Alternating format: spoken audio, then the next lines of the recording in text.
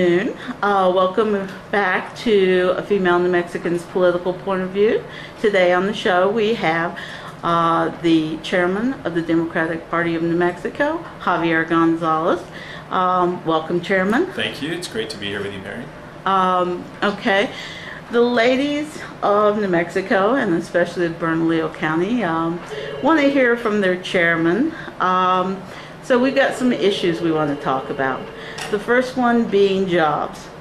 New Mexico is one of the poorest performing states in the Southwest at current. We're down 1.2% when all the other states surrounding us are up in employment. Albuquerque itself lost 4,000 jobs last month.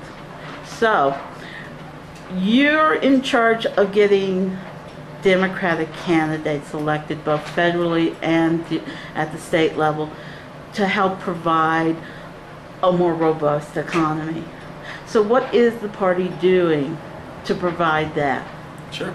Well, first let me just say thank you for the opportunity to address your crowd and the people who view your blog. It's an important service to New Mexico, and to the ladies of Bernalillo County, I want to say thank you for your participation in the democratic process. It clearly is important. We know that when women participate in elections, that the issues that affect the families and the household are most represented. And obviously I believe that the Democratic Party and individuals who are candidates in this upcoming election are people who represent the best chance to move our families forward, to address the challenges that we face in our economies, in education, and certainly in our social service area. So I want to say thank you for that effort. I think it's important to answer your question to really bring a little bit of perspective certainly when the Democrats are governing this state versus when someone like Susana Martinez has been governing this state.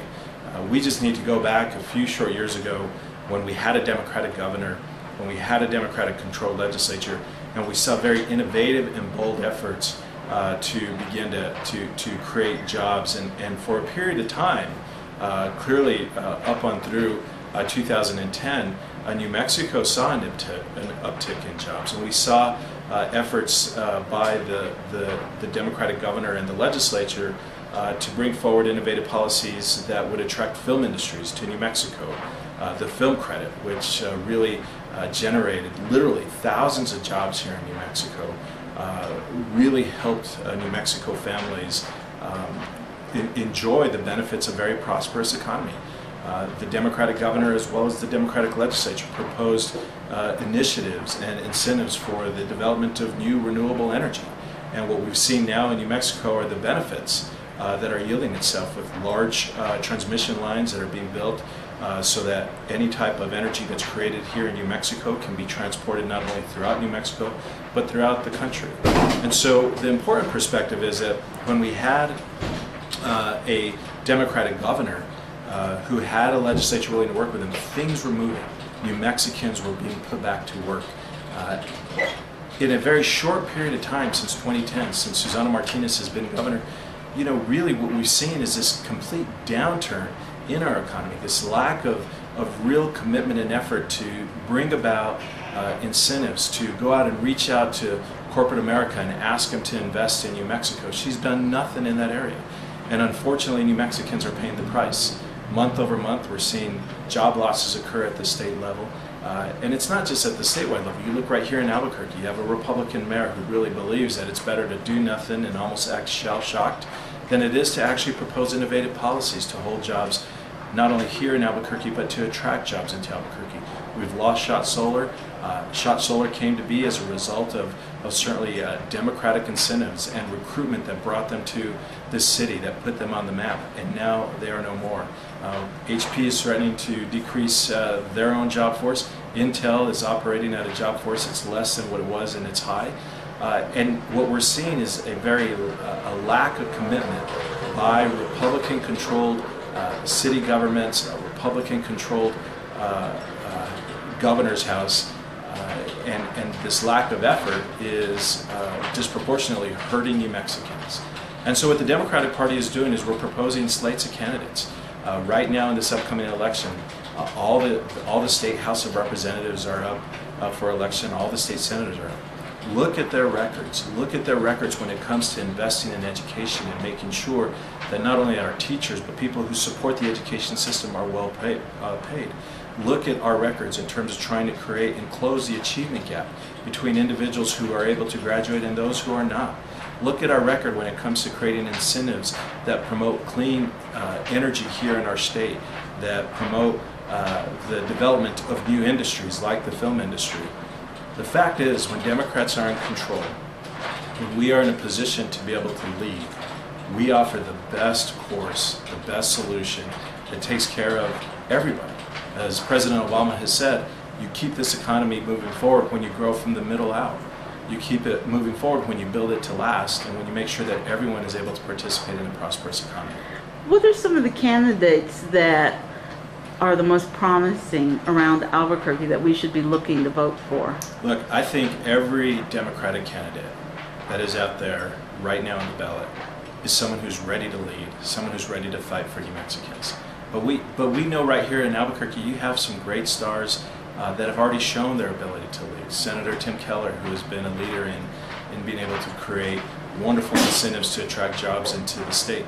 Representative Mo Maestas, who has fought so hard to make sure that every person who lives here in Albuquerque is represented proportionately at the legislature, who fights for labor continuously and makes sure that workers' rights are always protected. You have individuals that are coming on the scene like Mary Ellen Broderick, who has been so passionate about supporting Democrats through her own efforts and has decided to put herself into the ring. And so, there's a number of people that have been involved here in Albuquerque, some that are retiring that we're sorry to see go, but others that are coming onto the scene. And what I can tell you is when you look at each of their records, they have concrete plans for how to put New Mexicans back to work, how to invest in education, how to make sure that the social services of our state stay in place for the most vulnerable, and we're able to move our state forward. Let's talk about education. We have a woman from Florida, the new Secretary of Education, who has created this really confusing A through F grading system for our schools that no parent can possibly understand or recreate in their ability.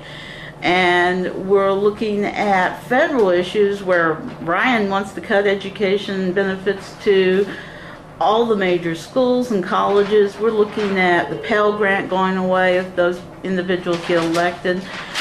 Heather Wilson is like lockstep with that man when it comes to supporting those issues. What can we do to help candidates like Martin Heinrich and Michelle Lujan Grisham and even state candidates to get elected to fight those efforts to destroy our educational system and, quite frankly, to attack our teachers? Well, you're absolutely right on the key point. There cannot be no greater contrast between the Democrats and the Republicans when it comes to education. Our view is plain and simple. You need to invest in the classroom. Part of investing in the classroom is making sure that our teachers are well paid and compensated for. These are the individuals who are on the front lines working with our children day in and day out to make sure they're given the absolute best education possible. And let's just accept the fact that they have to take on a greater role than just educating our kids. There are a lot of these kids that are showing up into the classroom that are hungry, that are coming from families that aren't necessarily providing the best care. Our teachers out there are making sure they're given care not only when it comes to providing a very good, strong academic education, but giving them the nurturing and the support that sometimes they don't get from home. We believe, absolutely as a party, that they need to be well compensated and paid for and protected, not demonized for a lack of progress in a school that the Republicans have basically arbitrarily developed through some kind of report card system. And I think that that's the problem. The Republican Party chooses to demonize teachers for the work that they're doing rather than offering solutions.